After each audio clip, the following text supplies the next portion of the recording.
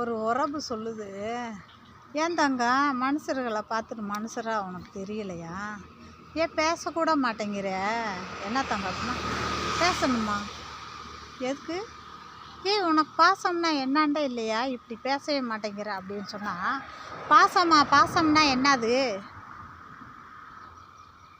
பாசம் எங்கேயாச்சும் கிடங்கு பாறை இதுகளில் தண்ணி கிடக்கும், போய் நில்லுங்க, இல்லைன்னா உக்காருங்க, அதில் வலிக்கிட்டு போகும்.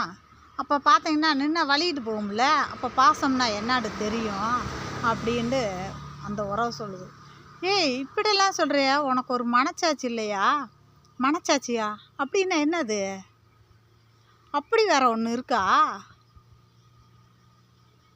அப்படின்னா என்னாண்டே தெரியாது. அப்படி ஒரு மனச்சாட்சின்னா என்னது?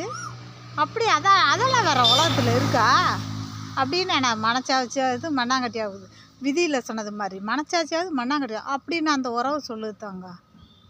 மனுஷராக பிறந்தா கொஞ்சமாச்சும் ஒரு மனச்சாட்சி ஒரு பாசம் இருந்தால் தான் தாங்க யாருக்குமே ஒரு உண்மையான பாசம் கிடைக்கும்.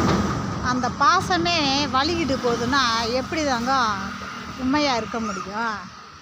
இப்படி இந்த நம்ம இருக்கிற உலகத்தில் நம்ம வாழ்ந்துட்டு இருக்கோம். பாசம்னா என்னான்னே தெரியலன்றாங்க. அப்போ உறவுகளுக்கே அந்த மாதிரி பாசம்னா என்னான்னு தெரியலன்னா, கொஞ்சம் மற்ற ஆளுகள்லாம் அவங்க எப்படி பாசம் காட்டுவாங்க?